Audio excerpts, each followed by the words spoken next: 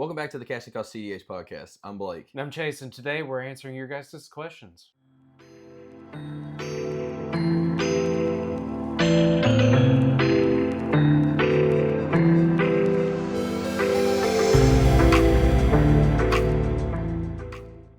So let's get into this. Yeah. So we've kind of been talking about this for a few weeks now.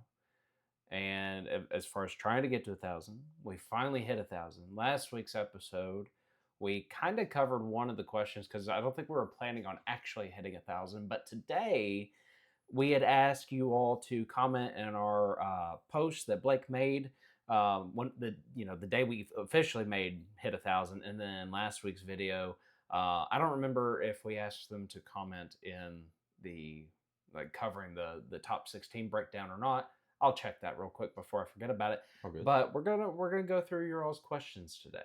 Yeah, but before we get into it, while we're already talking about it, thank you guys obviously for helping us hit 1,000. Hopefully you enjoy this Q&A and we answer some of the questions that y'all left us.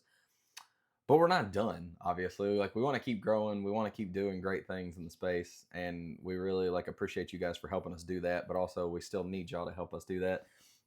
So currently, if you look at our viewer count, 81.9% of y'all are still not subscribed. Now the number has obviously went down, so we appreciate y'all for subscribing, but we got to fix that. We gotta I told Chase, I was I ain't stopping until this is 50%.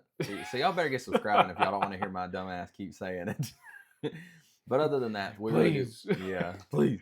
But we really do appreciate y'all. Thank y'all for watching us. We're just two guys from Kentucky making silly little videos about our fun Magic cards, and it's fun. So we appreciate that y'all tune in each week and watch us rant and ramble and go at each other. Fucking nerds. So, but you mentioned something just there that actually ties into our first question that we got. Yes, because we have stated multiple times that we are just two simple people from Kentucky. Yeah. So the first question that we actually had was from Kenneth Ritako 6959, and they were asking, where are you guys from, and how did you get into Magic? Yeah. Do you want to answer it first, or do you want me to? Let's take it back to tradition. We haven't done this in a while. Tradition? Yeah, we haven't done this in a while. I've been losing so much recently. No, I think you got it. I think you got it. One of one. No. Yes. Best of three. We always do best of three. It's tradition. We are on a time crunch, sir. You're making it take longer. You're going to rant. We're doing best of three. Fuck you. Best of three.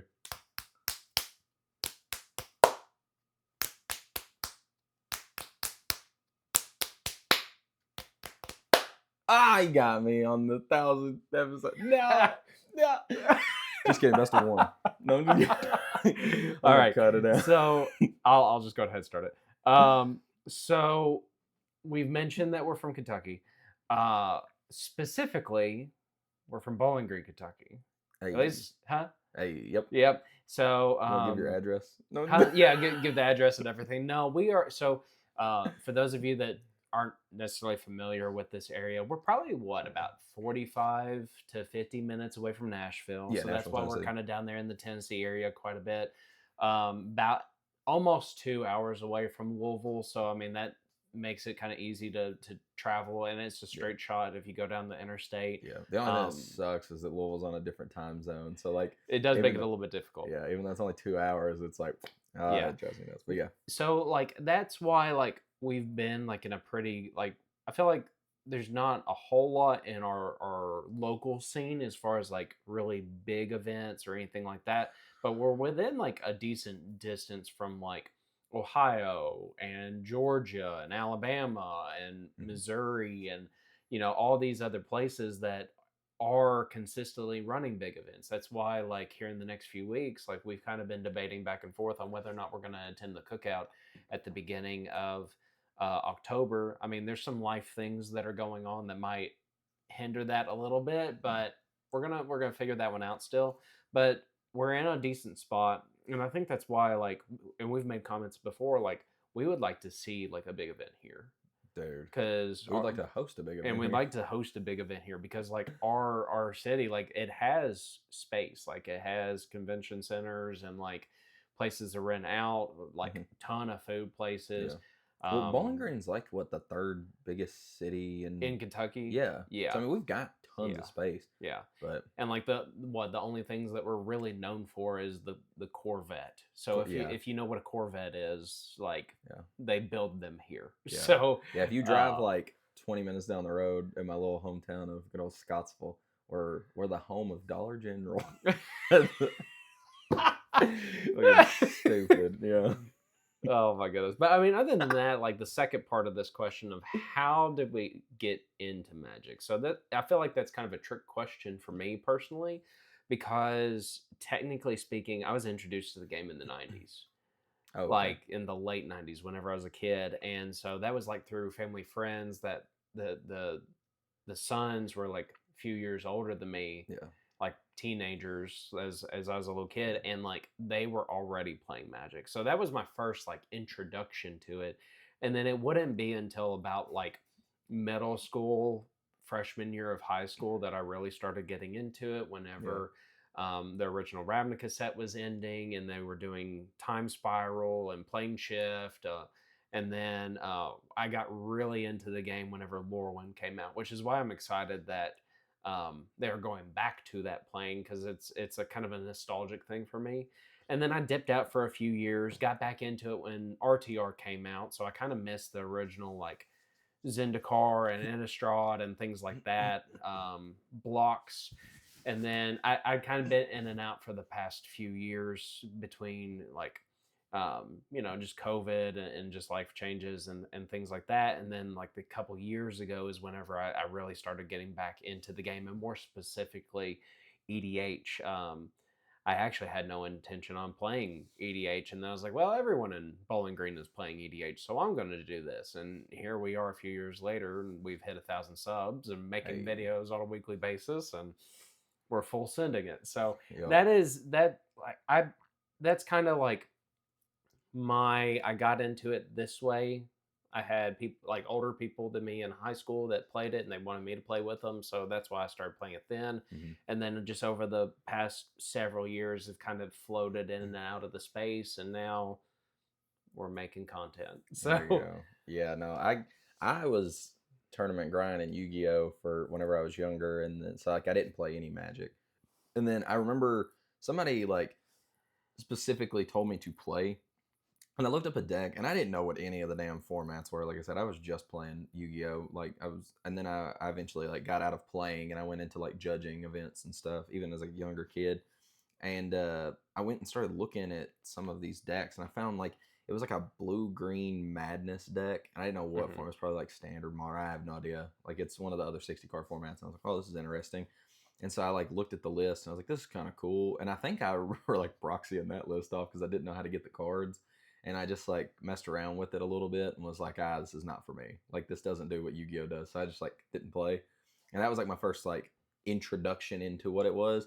But when I finally like got into it, all of my friends had jumped ship. They like Yu-Gi-Oh was falling apart. It's kind of it. I don't yeah. know. If you like Yu-Gi-Oh, that's totally fine. But I don't anymore. But it was like it just was falling apart. So all my friends jumped ship, and I was the only one that was like still going to events. But I was judging because I didn't want to play because I was like, this format sucks right now. And they just kept telling me like, hey man, you should play Magic. And I was like, dude, I was like, I already play 60 card over here. Like 60 card, it's 40 card in Yu-Gi-Oh. But I was like, I already play 60 card over here. I don't really want to play 60 card Magic. And they're like, no, man, play Commander. And I didn't know what that was. And so they told me about it. And I made a point to, this sounds really bad, but I didn't really want to play. I just wanted them to be like miserable for trying to get me into it. So I went and like looked up a video on like what commander I could build. And there was a video with Mitch from the Commander's Quarters and then the professor from Tulare Community College. They did a collaborative video where they built like a budget Zer list, and it was like $10. And I said, I can spend $10. So I went and bought a deck for $10 and played it, and I fucking sucked. It was awful. Like the deck did terrible. I was trash. Didn't know what the hell I was doing. And I was like, this deck sucks. Like, why the hell did they say that this was good? And then my buddy Jacob literally took the deck, handed me his deck, took the deck, and fucking cooked us on it. I mean, he beat our ass. And so I put it away, didn't touch it for a bit, had this like love-hate relationship with it. I was like, this deck sucks. Played a couple different things. Was really big into Mill because I played Mill whenever I was in Yu-Gi-Oh. So I played like a Demir Mill deck, and eventually I picked Zer back up, and I started like adding a card here, adding a card there. Next thing you know, it's got a Necropotence, it's got a Rhystic Study, it's got a couple things in it. And my friends are like, hey, you can't play this with us anymore. And then I ended up getting into cEDH. But yeah, that's basically how I got into the format. My friends just kind of jumped ship from the one game we were playing, and then they just wouldn't leave me alone until I got into this. But I do not regret it. I remember saying to them one day, I was like, I will never play Magic. That game looks like it sucks. And then now that I play it, Yu-Gi-Oh fucking sucks. Magic is the shit. I wish I would have jumped ship a long time ago. Yeah, I mean, and even in my own like track record of TCGs, like, you know, even though I was introduced to the game in the early 90s, like Pokemon was the thing, right? Mm-hmm. In like the late 90s and the early 2000s. And like I remember like fuck ton of packs for that. Yeah. But then like it went from like Pokemon to Yu-Gi-Oh for me. I played for a little bit, but like we never actually like knew the rules. We just based off of how they did shit in the show, and they cheat all the time in the show. And so I never actually learned how to play the game, and to this day I still don't care to learn how to play the game. It's kind of the same thing with Pokemon. I feel like Pokemon's changed so much that it's hard for me to keep track of. So I spend so much money on this game. I don't need to get into another TCG. I played Duel Masters whenever that was a thing. I think eventually it switched to, I think they kind of rebranded and it was called Vanguard, I think is what it was. I played it for a little bit, had fun with it, and then eventually got into Magic. Well, it's just weird. It's weird because like you see this weird sliding scale of like the card games. Like you have like Lorcana, where everything is just like sorcery speed. It's all on your turn, and then you have like the polar opposite, where like, obviously like Magic and like Yu-Gi-Oh, you're basically just asking permission to do stuff. Like at any point, somebody could be like, "Nope, counterspell." Yeah. And like in Yu-Gi-Oh, people that's the majority of the format. You have like starters, extenders, and then you have like counters to everything, and that's pretty much the whole format. But I didn't realize how busted it is, and I even still think this. Like if you're playing casually in this format, and not to like, I'm not gonna derail it. I'll make this very quick. If you're playing casually in this format, like people talk about, oh, like how can you make things fair for casual? I really do think that if things are free, you'd probably just cut them to begin with, like out of like the casual side. I think that's what makes cEDH so fun, is that we're just playing all this free busted stuff. But like you see how busted free things can be when you play other card games that don't use like a resource mechanic. Like Yu-Gi-Oh, there's no resource. You just continue to go and go and go and go and go and go and go and go until eventually somebody stops you or you just win. And I mean, that's what happens in that game. Everybody just wins like turn 1, turn 2. If you got lucky and you won the dice roll, you're pretty much going to be the winner because you're going to go first. It'll flip whenever you've won. They'll go first. They'll beat you, and then you'll flip again. And you'll win again, and then that's pretty much it. And so it's so funny to see the difference. But yeah, I do agree with you. I think it's cool to see how a lot of the games have changed and shifted, like Pokemon and some of the other stuff. But I really like, after playing a lot of different card games now, I really don't think there's anything like Magic. It's the shit, dude. And I used to dog it so hard. I literally was like, I will not play. And then here I am making videos about the game. Yeah. What's our next question, Chase? Our next question comes from Terrence Murphy 380, which they have had like quite a few questions and they've had a lot of input on like our videos here recently, so I appreciate that. And like part of the reason maybe we haven't answered some of the questions just yet is because we've been waiting for this. So Terrence asked, this is the first one that he asked, and then I'll get to the other ones later. If you were forced to ban 2 cards and unban 2 cards, which cards would they be and why? If I had to ban 2 and unban 2, I guess you won the. So you. Okay, so I think that if I had to. What? I've got my 2. You got your 2. Okay, so I think that this is kind of hard. So we did a like what we would unban a while back. I don't even know if my opinions have changed that much since then. I think it'd be funny. Well, I mean, you kind of bullshitted that video anyway. I was saying wild shit. He said off the wall shit. Yeah. Full breacher. So if you really want to know that, go see that video. But like, I don't know, if I'm looking at it realistically and the way the format is now, I honestly, the 2 that I would pick to unban would still probably be Mana Crypt and Jeweled Lotus. I think that those are the 2 things that I would select to unban, just because I think that in the meta we're in now, like there are so many complaints about being in the mid range that I think that if you give like decks the option to try to speed up, they're going to. So like, and for example, like those two specifically, like yeah, Mana Crypt can fit in every deck and has an impact as soon as it comes down. But as I kind of, I don't remember if I mentioned it last week or maybe the week before, like Blue Form, we've talked about Blue Form for several weeks now, played a lot differently whenever those cards were in the format. Yeah. Right. But when the bans happened, that deck just shifted gears and then has been this kind of unstoppable force still ever since then. So I don't feel like the bans truly hit that deck, but those bans in particular hit a lot of other decks. Mm-hmm. Like, you know, whether that's, you know, and well, I'll always go back to like Sisse as an example, being a 3-mana commander. Jeweled Lotus covers that. Same thing with Najila, same thing for Asika. Like there's 5 color piles that and even Kenrith, like being able to like turbo out a Kenrith if need be, like Jeweled Lotus helped with that. Yeah. Both those cards in particular helped Kenrith have a little bit more legs. Now we've seen it kind of pop up here and there. But like other than that, like, you know, I think that those would be like the two that I would unban to help support other decks in our format where it doesn't make a such a drastic change for the main deck in the format. That's where I would be with unbanning 2 cards and then banning 2 cards. Also, just so we're not like wasting time. I was gonna say both of my unbans are the exact same. I would unban Crypt, Jeweled Lotus. Do you have a different reason though? Well, not really. I honestly think that it would be good to like speed the. I play a deck that's again like very control-y, like the Esper shell. Yeah. But I still understand the love that people have for the format because it is faster Magic. I don't really want to see Dockside come back. I still think that I like cards like that break parity on the number of opponents since we're in a format that requires that. So I kind of like things like the Rhystic Study type of effects, but if they were just more, I guess, like fair. I feel like Esper Sentinel would be the definition of like fair draw. You know what I mean? Like it still triggers for each opponent, so it breaks parity on the fact you have multiple opponents, but at the same time, it is kind of hard limited to like you're only going to get one thing from it. So I think that kind of fixes that issue, and then you still have stuff like Fish that has like a downside. You're having to pay mana. I feel like I don't know. I like cards like that, but I think Dockside just has the ability to really swing a game. Yeah. And so I mean, but I don't. You know, I'm okay if it comes back. Whatever. I'll adapt. I'm not gonna be somebody that's like, oh, can't take it. Dockside, ban him again. No, like, but I do think that Crypt and J-Lo would be good. I think the J-Lo obviously helps some of the big commanders. And honestly, I don't really think that it's that.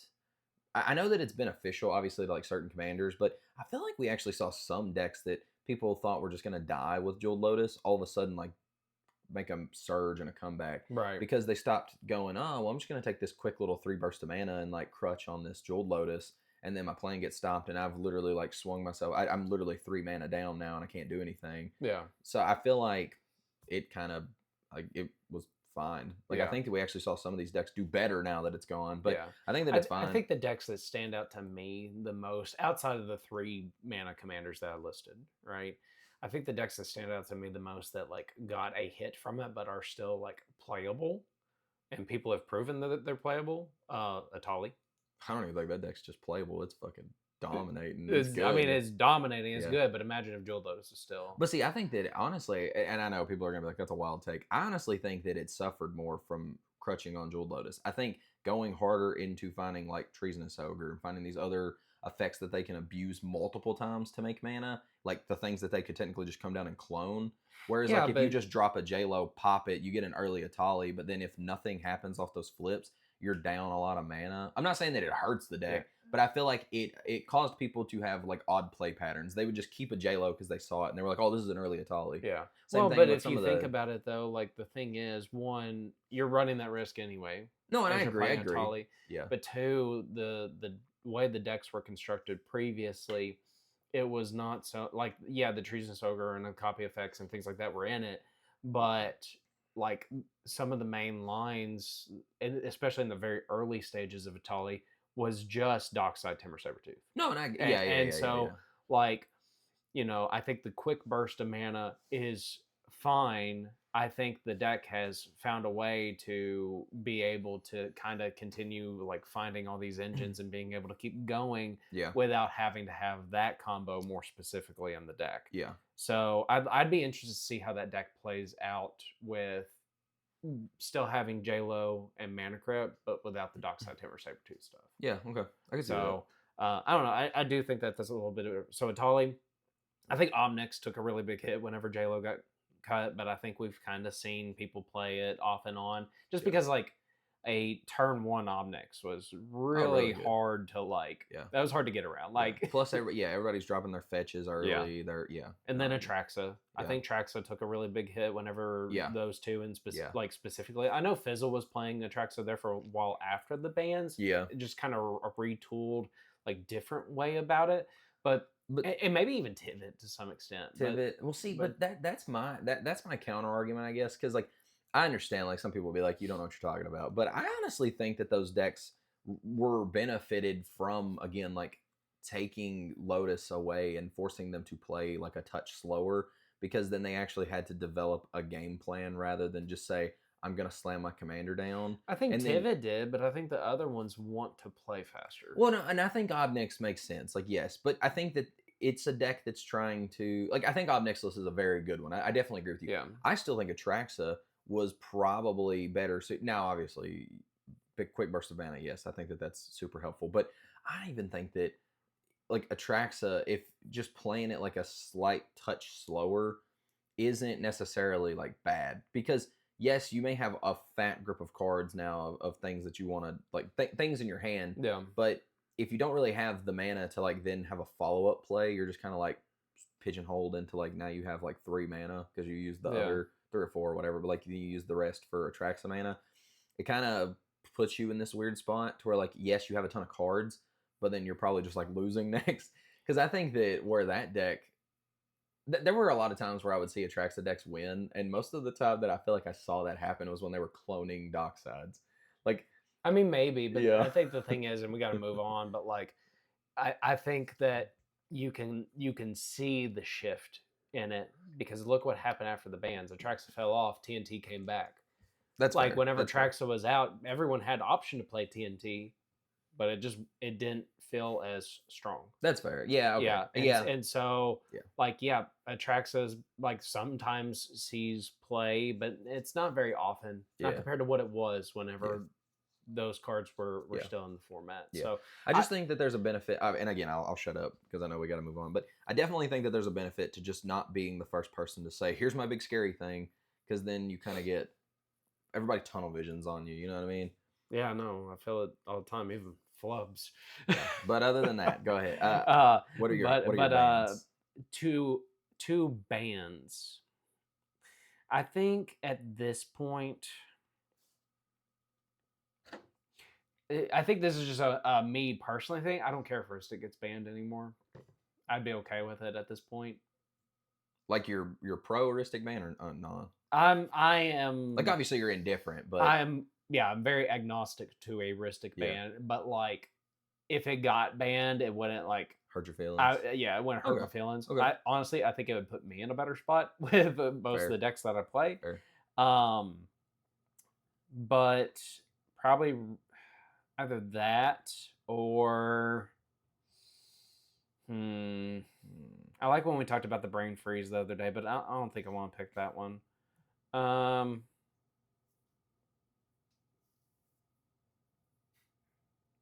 I'm just gonna say Thassa's Oracle. Fuck it. Oracle? Yeah. Okay. I was about to say Timna, but I'll just say Thassa's. Oh, that's really interesting. Yeah. No, I think that that's fine. Dude, I know people obviously like they say, Timna's busted. I really do think that if you just hit some of the synergistic things for the deck, it just hurts it. Like I honestly think that it would make, again, people are gonna think this is crazy, but Brain Freeze literally says 2 mana, draw 3 cards, or like see 3 cards. Repeat this process for a number of times you've cast, like, or however many times you've cast a spell this turn. That's pretty busted. Like if that was on an actual card that just said put these into your hand, yeah. But the deck is set up in a way to where it literally has like 1 card win piles with like Savines and some of these other things. And then what is the next thing they do? They intuition, they go get the pile. they play the breach, they do it again, but then they get brain freeze, and it allows them to just like go so many cards up. Or if then they they just gone ahead and do gifts, so they already have yeah. the So brain freeze. yeah, so like I just think that I don't again I'm indifferent. I don't give a shit. Like it doesn't really bother me. But if we had to ban two, I'd play a deck that literally is just clone.Rhystic.clone basically. Yeah. And I'm okay with Rhystic getting banned at this point, just because I think that a little bit of shaking up the format's fine. If they ban it and then we find that the format just sucks and people are getting out of it, cool. We can always unban it. It'd be the same. It'd be no different as if they banned Jewel Lotus and Crypt and then they brought it back, whatever. But yeah, I think that would just force certain decks to like go a little harder into like a grinding station type plan. And I do think that if you hit Rhystic and you hit something like Brain Freeze, I honestly think it does hurt like blue farm a lot without ever actually having to ban any of the commanders, because then they have to commit to the board much harder at that point. Yeah. And with these creature heavy decks running around, it's a lot harder to actually like get through for the Timna damage. And then on top of that, they are now susceptible to removal. So people would just, I mean, I don't know if they would. They probably just wouldn't. It would, the deck would turn into some dumb shit. It would be like Treasure Farm with Knuckles in the 90s. Yeah, but I mean, hey, maybe it works. Devil. Maybe it works. Like, but that's what I'm saying. Like, people would just pick up more board wipes and things like that. So, and I think that at that point it forces people to commit more things to the board that are killable, if that makes sense. So I don't know. I'm indifferent. If I had to just say two right off the top of my head, I could see like Rhystic and like Brain Freeze. Yeah. And then that way it doesn't hurt any of the like Sands Blue like breach piles and stuff like that. Some people were arguing like, it does hurt the Jeskai decks, but like Jeskai isn't really doing that good anyway. No. Well, and I guess that's even like the card pool that we've talked about, whether it be Rhystic Study for both of us, we're talking about. I said Thassa's, you said Brain Freeze. I threw in Timna in there. You already kind of talked about that one, but like, I think that this is something that, and it kind of leads into the next question, but like these are cards that I feel like Wizards would strongly consider if they are taking the format in a more serious manner, right? Now, even me saying Thassa's, like I guess for me, and I'm gonna lump your cards in there. It's like we would kind of be targeting cards that like are so so in the format right now, but it's the problems of what people are saying. Like, yeah, people are trying to like turbo and go faster and find ways of doing that.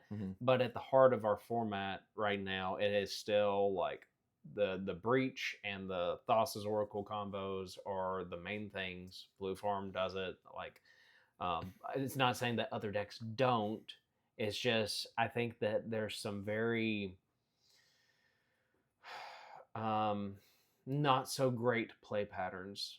Like, people are kind of forced to have to play around these things, and then we're dropping multiple Rhystics, and it's slowing the game down. And then if people get to a point where like there's, maybe each player has a Rhystic Study, but then there's one person that just like it just goes, fuck it, I'm just gonna send it. Well, if they don't get there, you just make like bad choices in what you're doing in that moment, and now you hand the game over to someone else potentially. So like, yeah, I don't know. I think there's arguments for keeping it in. I think there's arguments for kicking it out. But we'll just see. I think I would like to see more of a shakeup though now with where we're at. Yeah, I still think that even if we cut like the Rhystic, I think that right now personally, and again I will move on to because I know we got to get to the next question, but I do think that right now if there was any card that would cause the biggest shakeup to the format, it's Rhystic. Like, you see so many decks. Look at just about every deck that runs blue there, and then the decks that don't run blue. Every deck that's running blue is playing Rhystics, ways to clone the Rhystic. They're literally on like Copy Enchantment, Mirror Maid. Some of them are even on like Clever Impersonator. There's like, what to call out Kennen. Well, Kennen's a prime example. Like, I mean, literally, and not that that's bad. Actually, it's no bad cards. Yeah. But it literally is just, Freedom Waffle has made this list that's like, I'm just gonna stick to drawing good cards and like doing stuff, and I think that that's smart. And then some of the other decks now, like we're even seeing Rogsai, a deck that's traditionally turbo, move into a wrong Sai variant that just clones a shit ton of Rhystic Studies. We're seeing all these decks that are not in it have to run a ton of hate for it. I'm not against Rhystic Study. I literally play, like I said, I play Xur the Enchanter. I can go get Rhystic Study straight out of my deck, and that is 99% of the time, that is what I am tutoring up with the Xur swing. I will adapt if it gets cut. Before, I was like, heck no, that would suck. I'll live.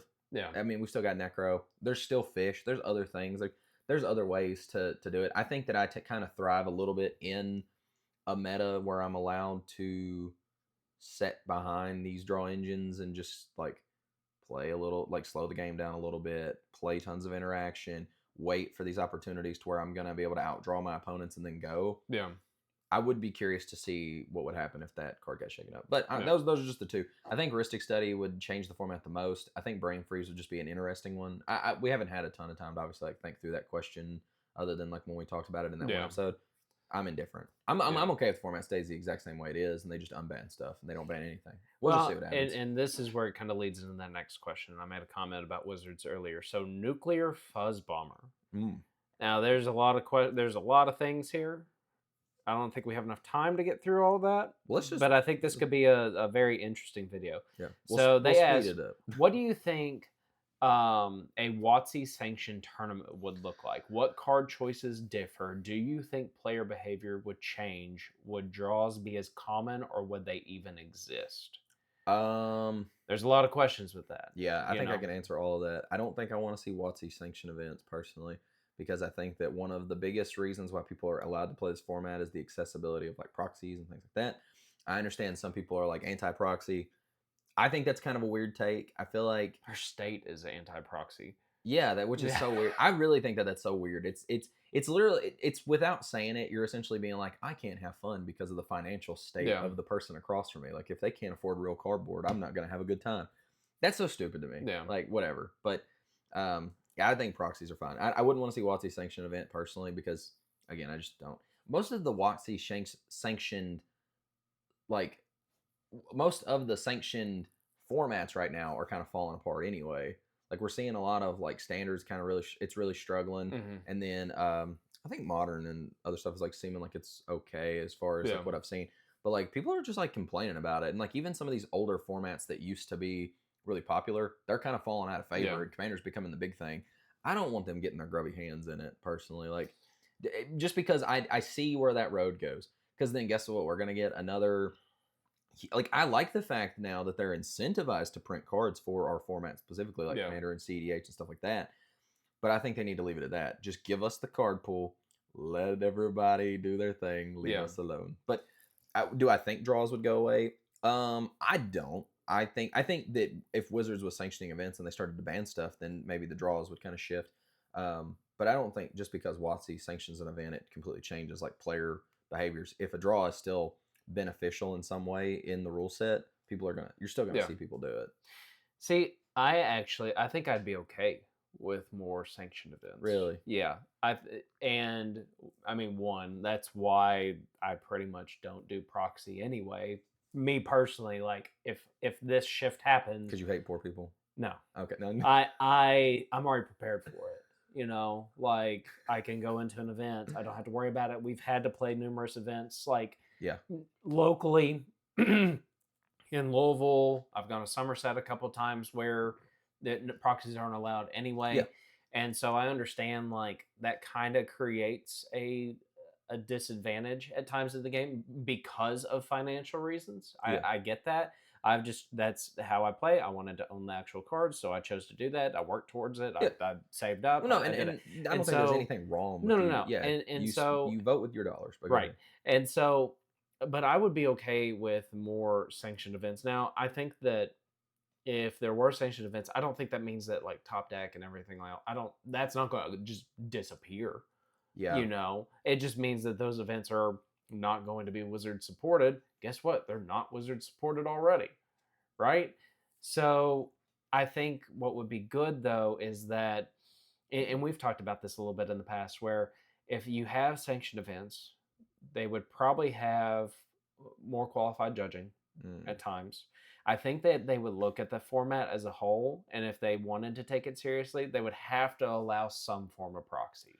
Yeah, but I think they would have to. Yeah, but we've literally seen where wasn't there an event that they hosted where it was, I can't remember what the format was, but they hosted an event that was I remember the card pool was like pretty expensive, but they required people to own the cards.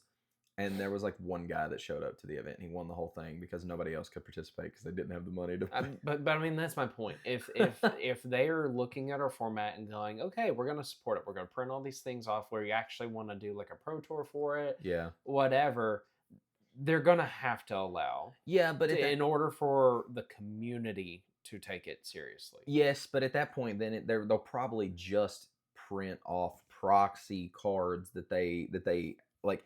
Wizards will start printing their own proxies, and like it'll denote on there somewhere proxy. I'm sorry, but I'm not buying a fucking fake proxy card. I think as long as it's not to the extent of what they did for 30th anniversary. Yeah. And then like I'd even be okay with like if they were just like, yeah, if you bought that product, you can use that as an official like Wizards proxy. Yeah. Or if they allowed the gold bordered cards within our format as proxy, like I'd be okay with that.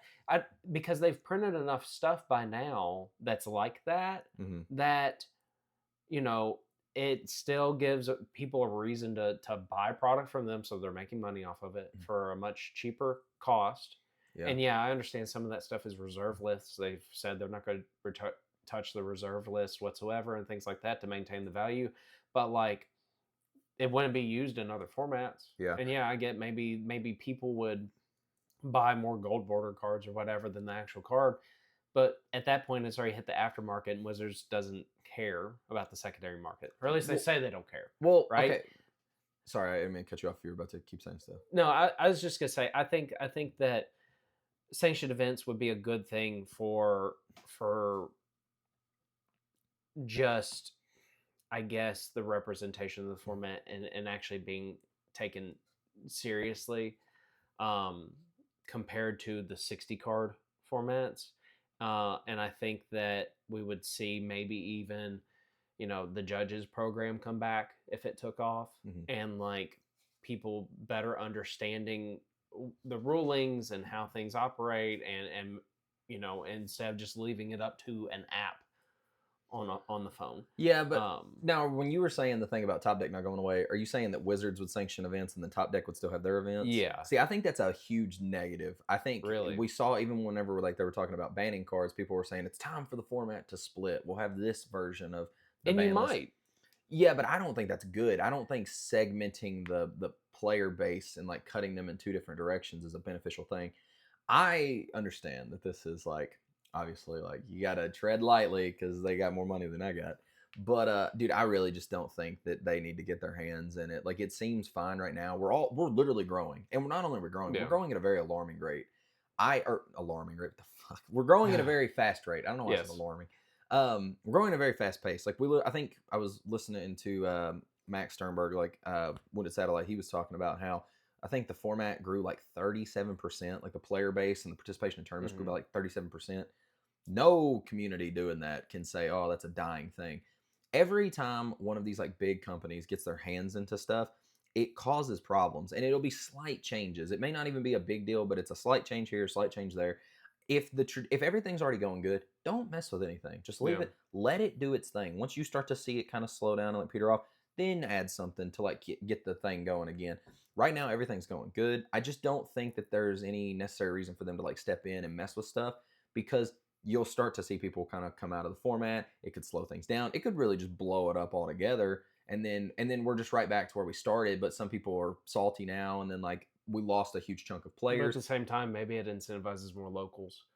Like if you think about it, like a lot of stores still push for like WPN stuff. Even our local shop is pushing for WPN, and they like, as far as like events go, like they don't really host, like they host like a consistent like EDH events like on Saturdays, but hardly anyone's kind of showing up to them right now. Yeah, because the prizing support and everything's just not good. Right. Yeah. But then the RCQs and qualifiers and things like that they do for the other formats, they get consistent support for that. They get consistent numbers for it.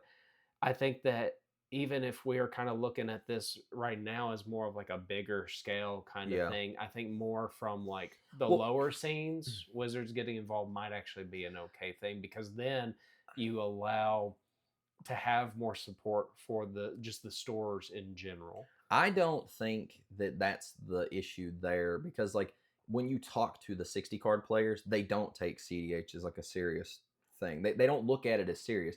I But don't think prize support would change that, because I've literally talked to a lot of them, and it's yeah, not about prizing and about like they would rather play the 60 card thing because it's the thing that they see as like competitive. When you talk to them about Commander, they're like, I hate it. You know, there's too much variance, or it's not realistic. Me being there's a potential for me to lose because of the actions of some other player, and that's stupid. Like, you can't make that competitive. Not that I'm hating on them, because those are valid complaints, yeah, but I just don't think that the price support necessarily is the thing keeping them out of it. The price support is the thing keeping the cEDH players from going and participating, because the price support at our shop sucks. And yeah, we've even talked about saying, hey, let's host an event there. We're talking about, we have a channel literally with like over 1,000 people, and I'm like, hey, we can promote this at least to some degree. We have other friends in the space, like we have friends with Critical, and that's a good card. And these other people that, I mean, we're all, again, we're buddies. Like, we would gladly, like, if you know, we promote Critical's League, we promote some of these other people's like Discords and their Patreons and things right. like that. If we ask them to say, hey, would you guys like just promote this for us like a little bit, I'm sure that they would do it. And so we would have a decent number of people putting eyeballs on the fact that, oh, there's a tournament going on, and if the price support was right, they would come to it. And also, like, just for the social, like the interaction piece, but they still don't want to do it. And of course, like, none of our players are going to show up to that then if it just doesn't benefit them in any way to like show up and spend $10 and cool, I win like one or two packs. Like, I just Yeah, but I get what you're saying. Yes, like maybe it would be more support for the local shops, but at the same time, I just don't. This is my but the this is thing like, is, like, that's the pack thing. That's a shop yes, decision. yes, Like, that's the thing. Like, I'm yes, I'm talking about like if there were actual like EDH like RCQs and things like that, like, because people in our space do chase the promotional stuff, or if it does allow them opportunities to go and play in bigger events, like how and that's what I'm saying, like Top Deck is already doing that, hmm, and we're seeing others like trying to push for it, like whenever, not just Top Deck, but like, Land Go is consistently hosted like really good events, like yeah, the Still Stays Spectacular. I think wasn't that the first event hosted by Excalibur? yeah, I think I so. think so. Very successful. Like, they are going to continue to try to do things up in that kind of Pennsylvania, Yeah, area, to yeah. my understanding as well. Like, I'm not saying to get rid of that. I think that there's I, it kind of goes back to what when we did the time clock yeah. thing, and I made the comment of like there needs to be something more in place starting at the top and then come down from there. I understand what you're saying, but I 100, like, I will stand firm in this, and people can tell me I'm crazy. I 100% disagree with this, because just look in government. I'm just going to point to the government. Oh my goodness. Whenever you have like the people that are like at the top spending money, making decisions, everything comes down to dollars, dollars, dollars, dollars, dollars, dollars. Yeah. Look at how many people right now that play the format. I actually, and I can pull it up too, because I screenshotted it on my phone. But and like, I'll just throw it in right here, and I'm saying this so that I remember it, Editor Blake. But seriously, like, there was a poll that the professor did with people where he was asking, like, are you excited for the next set, like the Spider-Man set? Yeah. There were over 3,000 votes on this thing, and like over 85%, I think, were like no, because No, people are just not happy with the way that Wizards and Hasbro specifically, like the way that they're running the formats, and the way they're dealing with like sets and products. They're always going to be interested in money first, even if the people that are below the top, like board people, if they're like, no, we're interested in the health of the format, and like we love cEDH, we want it to do it. The people above them are going to go, that's fantastic. How does it make us more money? And then they're always going to change right. things to maximize the amount of dollars, because things continue to get more expensive. The cost to print these cards, the cost to host these events, these things are going to get more expensive. They're always going to be looking to make things like more, more, more, more, more. And then the price of cards are going to be more, more, more, more, more. Maybe they start out with like, well, we allow proxies, but then they realize, oh, we're not making enough money because people aren't buying the sealed stuff, because they just keep the proxies.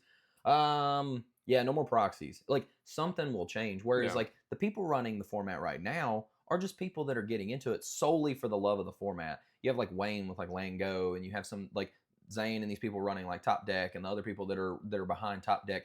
These people just love the game and they love the format, and they're like, let's make the format really cool and awesome and open it up to more people. The content creators like us and other people in the space, we make the content because sure, there's probably like some incentive for like money, but if money was the reason we were doing this, we wouldn't be doing this shit. Yeah. You know what I mean? We made what, like $11 on the channel. Like, woo! We make videos because we love the game. I would rather see private spend. Like the people in the space manage the rule set. We are the people that love the game. Let us make the decisions around the game, make the changes, yada yada yada. How many times do you see like big sport, like sporting event, like football, for instance? They'll make a rule change, and all the people that actually like watch the game and like it will be like, "That's fucking stupid. Why did y'all change that rule?" They're not going to change it back.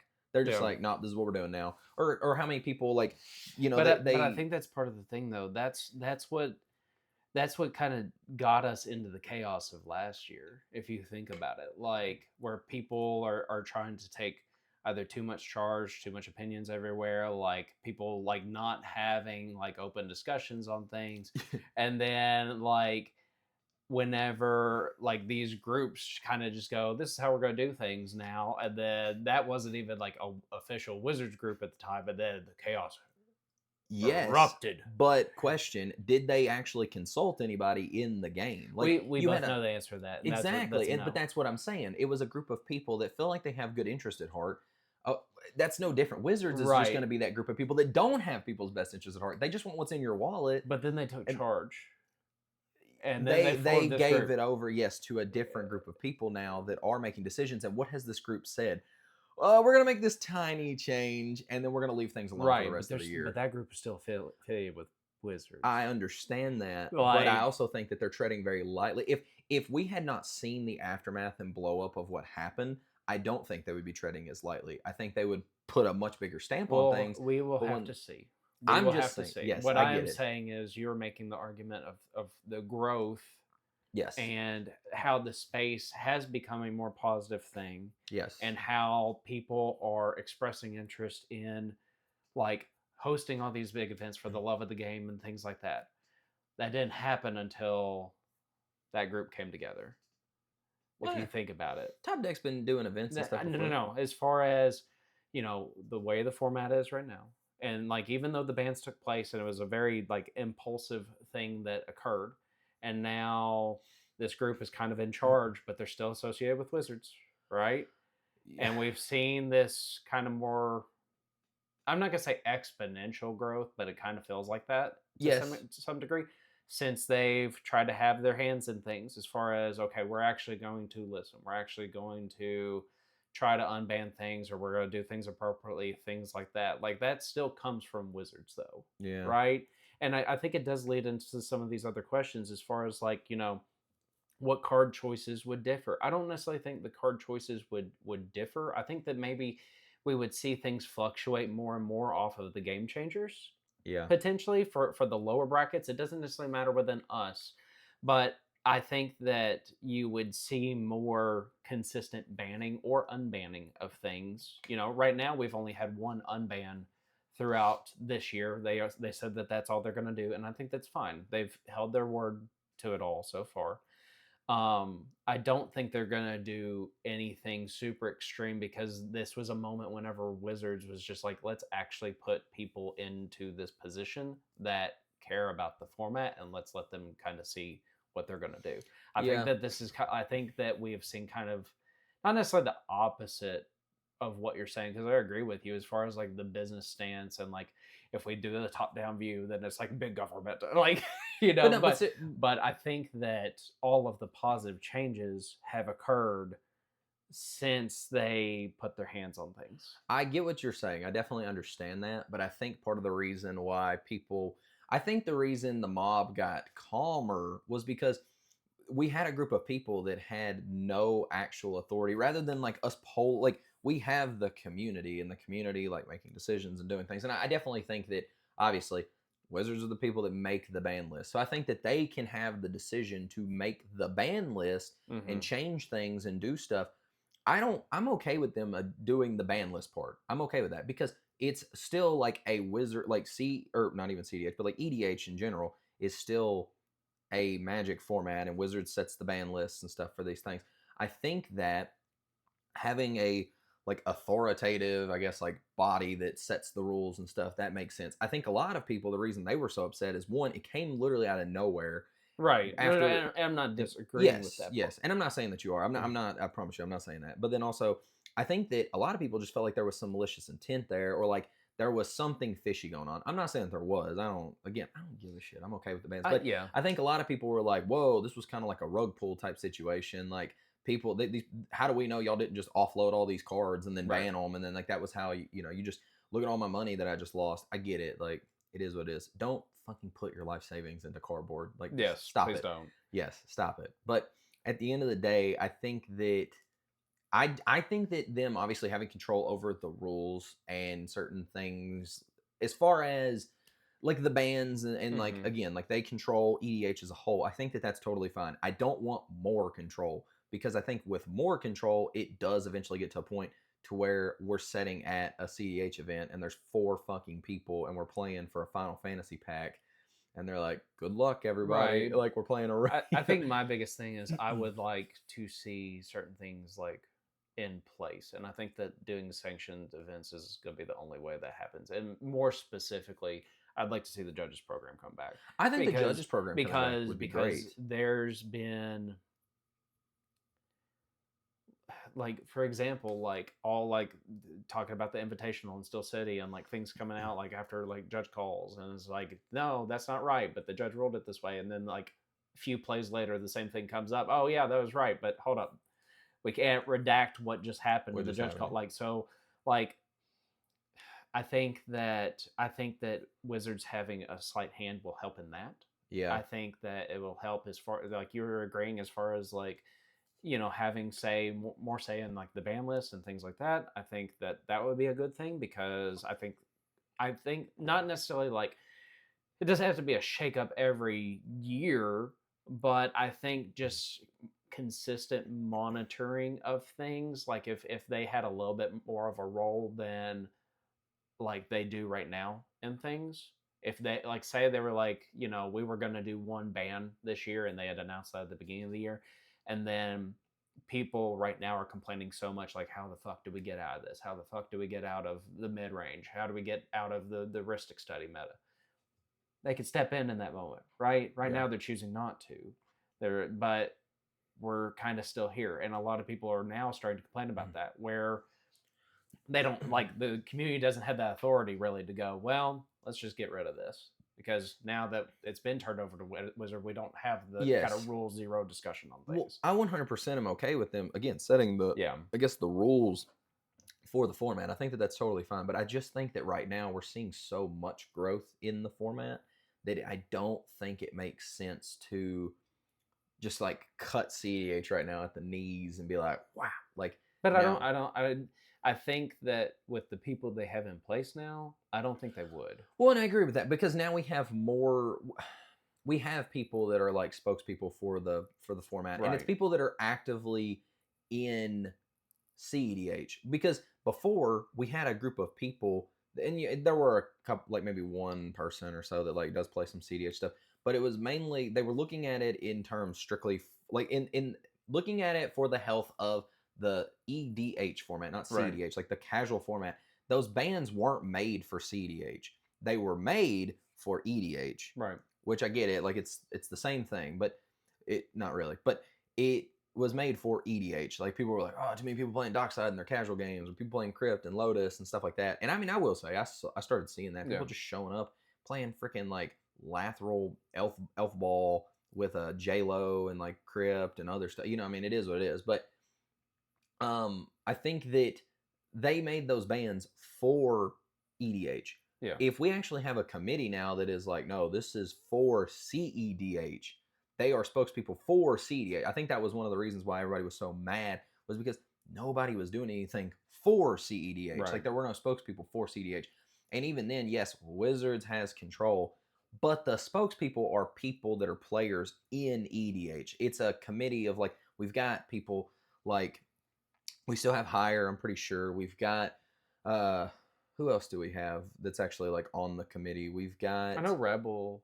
Rebel Lily. Yeah. Yeah, and then Lua is on Yeah. the committee. There's one other person I know that plays cEDH quite a bit. I think there's only 4 compared to the rest. But that's still more than we had Yeah. beforehand. And also they're making decisions. Now we have this system put in place where they're like, oh, this doesn't look very healthy for the casual format. Game changers list. Doesn't affect the cEDH format at all because we don't give a Right. shit about the game changers. Right. We're like, yeah, you can still play your trash Yuriko over here. Like, that's fine. No, play Trouble in Pairs. It's okay. Yeah. But no. But I'm just kidding. If you like Yuriko, don't. But But I think that kind of adds to that point though. Like they got their hands in it, and now there's a little bit more peace, right? yes, and I think and they are trying to appeal to both the casual side of things and us in the best way they can. Now sometimes that's just gonna be really hard to balance, but to another point, and then I'll shut the hell up about this and we'll go on to more questions because I'm sorry. But I do think that part of the reason why Wizards made that decision to set this committee up was because it probably did hurt them financially. We just printed a set that had a shit ton of reprints of a card that just got hacked at the knees. And we probably planned to print other cards in these sets. Well, in back-to-back sets. Yeah. Because we got the Crypt in Lost Caverns. Yeah. Of Ixalan, and then we got the Jeweled Lotus in the Commander Masters. Yes. Right. So we had just got Nadu, which a lot of people are okay with Nadu getting banned, but I'm just saying, like we had just got Nadu, and then we had also like I don't know if Dockside had gotten any reprints. No. Okay, so I didn't think so, but like so then literally it just here's the product, here's the incentive to buy it, bam, gone. Yeah. And so I think Wizards was like, hell no, you're not impacting our wallets, right? Like let's set this up. So now, guess what? I'm not saying that this is going to happen, but and again, I'm totally okay with the format. I'm not trying to like paint Wizards as to be this evil empire. Yes, I'm trying to paint Hasbro to be an evil empire. But yeah, your new empire. Yeah, I'm gonna get sued for like libel and slander and all sorts of shit, whatever. But yeah, they can have our $11. But it's demonetized. But still, like fuck those casting costs, guys. Yeah, but I seriously do think that. I think that was part of the reason why we saw this committee just pop up, because they were like, look, dude, you can't just be making decisions like that and not talk to us about it either. Like we printed these cards, like we want to make that money. Right. And then all of a sudden this totally like outside group of people that they were like, no, you're not going to impact our dollars. We're making this a Wizard sanctioned thing. Now I get it. Like some people had stepped down and it eventually got taken over, but that's a direct impact of like, they're thinking with dollars in mind. And now they're like, let's not ban anything. Let's take a step back. Let's take it kind of easy. Let's see what happens. We don't want to fuck it up. Commander's kind of our like show horse now. It's the show pony. It's the one making all the money for us. Let's take it easy. Don't destroy our format that's keeping us afloat. Like, I'm not saying this is true. So like, they can't get mad at me. Most of the companies that Hasbro runs right now are not doing well, just because we're seeing a lot of businesses not do well. I'm not saying it's their fault, but it Wizards is doing really good. Well for them. Dungeons and Dragons, and we're seeing Magic. What happened out of nowhere? Dungeons and Dragons killing it. You're off the back of the Dungeons and Dragons movie. They're having all this success now. They had like the one game that came out that had a lot of like characters and stuff in it. Like it was just killing it, dude. Yeah. Crushing it. You had people like Critical Role that were crushing it. And then what did they do? They got greedy and they were like, hey, we're gonna start taking all these private creators, the people that are taking money from us, we're gonna do this. People started canceling their accounts for like their D&D stuff. They were like, and then they tanked. They lost so much money. I think I'm gonna pause you because we had to get back on track. I think that this is a discussion that we might have to record and throw up on Patreon. Sure. Yeah. So but if you want to hear that, once we finally get Patreon and everything set up, we might continue this little debate back and forth here. That's all I'm saying.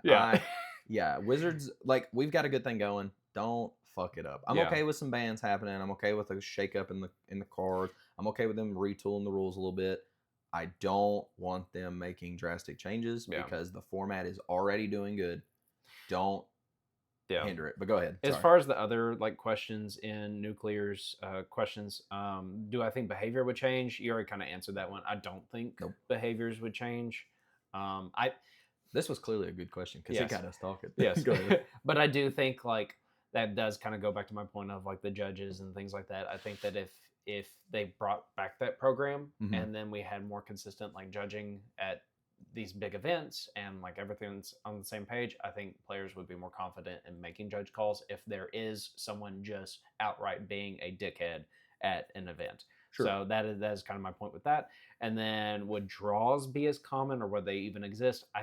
There is a place for draws. They would still exist, and I do think they are important. But if they do shake up the card choices and do consistent bannings and find ways of like trying to promote us getting out of this Rhystic Study meta as an example, like I don't think the draws would happen as much. Mm. I think you would see more wins if you are banning cards or taking things off here and there. And where we learn things about the Portugal event, like they do like 7 points for a win, right? Yes. I think that might be where the change is. Like maybe add like 1 or 2 more points for an actual win as opposed to the way it is right now. Yeah, no, it was 7 points for a win, 1 for a draw, 0 for a loss. Right. And we saw a huge difference. There was a huge There was difference. somebody that ended up with like 35 or 36 35 points. Yeah. Yeah. Golly. So- 501? Five wins, 0 losses, 1 draw. Yeah, And then so- they finally got a loss in top 16. but So yeah. I think there's room for draws. That's a I hell of a think that record. maybe there just needs to be a restructuring of Yes. the point system. So Yeah, I mean, I can definitely agree with that. I won't drag this out. Okay.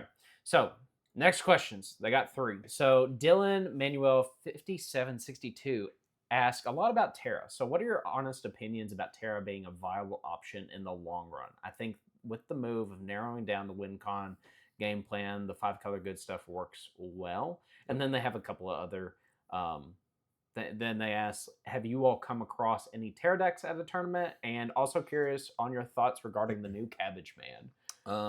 I'll make this very quick.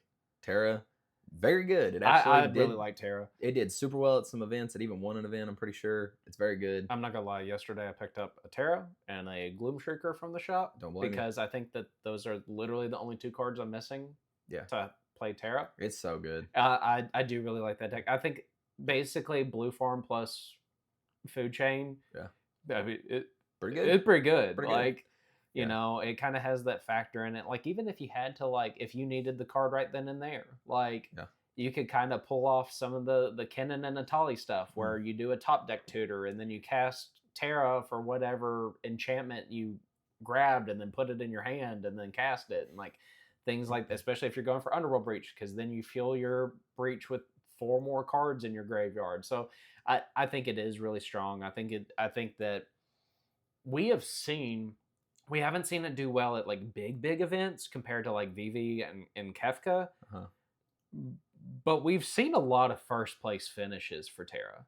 Like when we're looking through and we're doing our like weekly like tournament like report type stuff, and I'm going through there and I'm seeing like Terra pop up like on the leaderboards for maybe like smaller events pretty consistently. Like I think Terra puts in work, and I have not personally played against Terra. I know you have though, and it just like I know the win there was just like kind of came out of nowhere based on how the board state had been the whole time. But I think that, you know, you're not gonna, first and foremost, you're probably not gonna see like the stacks like you did in that game, Yeah. very consistently. But I think just Terra kind of having that ability to go like, okay, we're going to Food Chain and I'm going to cast a Squee. You got anything? Nope.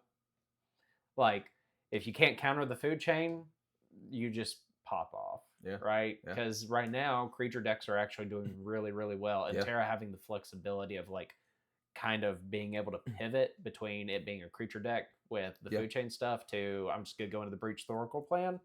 Well, Really strong. and I think it gets even better if you actually do like ban the Rhystic, because Food Chain decks kind of struggle in the Rhystic meta that we're in because like it just can't pay Yep. through the infinite mana. But yeah, so I think that it gets even better. I think that it's a great deck. I played against it. It was really cool to watch it win. I was like really surprised. Yeah. Like I want to say that they could only cast like 1 non-creature, Yeah. and the only non-creature spell that they cast was the Food Chain, and then they popped off, got the Gloom Trigger, cast it, get the Oracle Yep. back, cast. It was just nuts. It was really cool. Yep. So yeah, super, like it was really fascinating to watch it do its thing. It was very cool. But yeah, so I thought that was like really Yeah. awesome. I it's a think the great deck. Cabbage Man's gonna be good. I think Cabbage Man I'm will be gonna good. probably play it in Sisay. Really, I Yeah. don't blame you. Legendary, makes food that I can tap for mana. Like, Yeah. I think that it's definitely like it's not really a stacks piece, but it kind of is. Like in a way, like I think the card that I can compare this closely to might actually be Charismatic Conqueror. Okay. You're not necessarily putting another body on the field, but if you have this down and then you're going against some of these like either storm decks or like blue farms or rog size, whatever it might be, like, yeah, you're not punishing them, but if they try to do anything and then get stopped and it gets back to your turn, you got a lot of mana. Yeah. Like, yeah, I think Cabbage Man like seems pretty good. and so in some of these like big mana decks, maybe not, I don't think it would actually want to fit into like the turbo cradle decks. I don't know, I could be wrong on that, but things like Kennen potentially, because you're tapping them down. Is it that? I guess it's the activated ability of the Cabbage Man. So I'd have to read the card again to remember what that does, but like you won't make double mana, but if everyone's casting all these spells and now you have these permanents that are going to help you tap for extra mana, seems good to me. Seems pretty good. Might No, not I necessarily agree. be in Kenna, but that's just kind of my thoughts on that. I think it's a good card. 100%. There were no more questions on this part of the post that you had. So you said you had some questions over there. Yeah. Well, I've just got a couple, and then you've also have you looked at the other video to see if there's any questions on there? Yeah. Okay. Yeah. I think there's a couple. One I answered is a I think a Gotcha. ruling question. Gotcha. So our good buddy that's a good card, actually asked me some questions, and so I was really excited to answer some of these. But he asked a couple of questions, so I'll just go through them like one at a time. What are the best resources for folks getting into cEDH? What are Yep. I think one listen to the opinions of those casting cost guys. That sounds good. That's pretty good right there. That's solid advice. Yeah, if you need to find cards to play in your decks, go watch. That's a good card. Yeah, I think it really depends on the varying degree of like how you want to get into the format. Yeah. I think that Discord has become a very key like role in helping the community grow and players actually getting into figuring out what they want to play, things like that. Like there are so many active Discords for whatever you want to play in this space. So that's like first and foremost, like go join that and then figure out what those people are doing. Because, like for example, in the Sisay Discord, like, even though I'm not super active in it, like I have direct access to Bill and Malcolm and like some of these other and Teleria East, like all these guys that are really good on Sisay. Like if I have questions, I can go on there and ask. Like most of our other channels that we participate in, like there's always active discussions on things. Like Bissy is like constantly commenting on ours. He made the Kafka Discord. Like I know that you guys did a video here recently that we'll be putting out soon, I hope. And just a very solid dude. Like I think a lot of the times in this space it gets bogged down by like Reddit shitposts and people on there like just not. Which every Reddit post that's shitting on cEDH always starts with, I don't really play cEDH, but right. every fucking time. And so that would be my biggest thing is like get into a Discord. If you have questions, don't be afraid to ask. Don't go to Reddit for things or Twitter because it's more drama and a headache than it actually is. Yeah. Honestly, if you want me to be really, really honest with you, I think that a couple of places that I would look, and this is actually like something that helped me when I was getting into the format, I would say go watch some early play to win videos. They do a lot of rankings of like certain cards and they talk about things and it helps you get just a general idea of like what's going on in the format.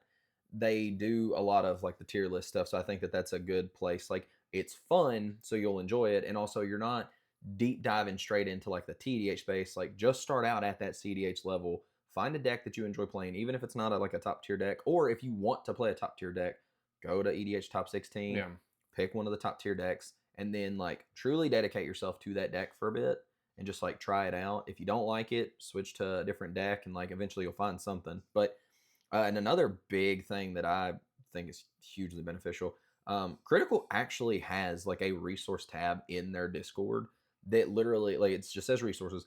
If you click on it, it is like multiple different Moxfield links that has like all of the lands that are staples in cEDH, all of the rocks that are staples, all of the cards that are staples, all these different things in there that are like staple things in cEDH. Like when Logan was helping me retool my Zerlist to be more of a control show, and I did the coach session with him, we literally went in. He was basically able to pull all of the Esper cards out of this like resource document into the list, into the sideboard or considering, and we just started adding them in. And I mean, it's a fantastic resource. Go check that out. And this will get mentioned in the Kefka video, but like we mentioned, Bissy, join the Kefka's Tower Discord. Right. He literally has a resource document in there as well that has a ton of awesome resources. Yeah. There's literally books that people have written about Magic in there. I mean, it's crazy. There's different like videos that you can go check out. Go look at some of that stuff. Don't feel like you need to jump straight into tEDH. Start at the cEDH level, just play for fun, have a good time, and then kind of incrementally throw yourself in. I think that if you start out with tEDH, you're going to be playing against some really good people. You're going to really struggle, and you may not like it very much. I started out in the cEDH, like I would consider it more casual cEDH. Yeah. Had a really good time, and slowly kind of brought myself in. When we started making videos, I don't think we thought we were going to end up in the tEDH like section of things. Like we started hanging out with certain people in the space, and next thing you know, we're going to more tournaments, and we're like focused on like tooling our decks for certain events, and certain meta. Like, yeah. So I wouldn't recommend starting there, but if you end up there, that's okay. Like it's fun. It's still a lot of fun.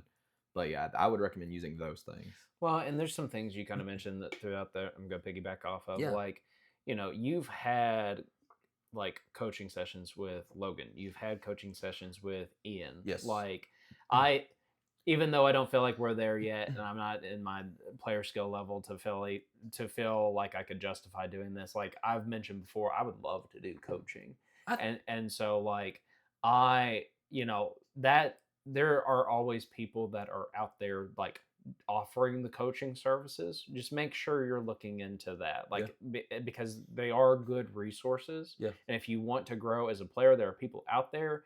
Just make sure that you aren't.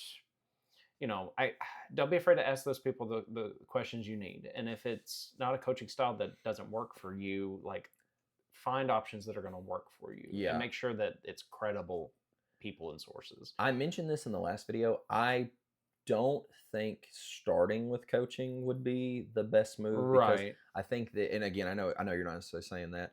I think that get games under your belt so you know what questions to ask. Don't jump straight in, have no idea, and then just be like, how do I get good at cEDH? Because it is such a catch-all question. Yeah. Like, figure out what questions you need to be asking people and, like, start from there. But, like, play a lot of games. Figure out what questions you may have, things you're noticing. The biggest thing, too, learn the Magic rule set. Yeah. Learn your phases. Learn when triggers happen. Like, that stuff, if you learn it early, it will be so beneficial. I feel like that was one area where I was very thankful that like I came from judging Yu-Gi-Oh events. So when I got into this, I wanted to make sure that my mechanics were at least somewhat sound. I may not be the best with like insert whatever deck, but I at least understand like for the most part the rules of the game. And even I need to like redive and like deep dive into the rules a little bit more and like try to learn because I would love to be a judge in this. Like that's something that I have aspirations to do. I want to go and like judge some events just to get a feel for it.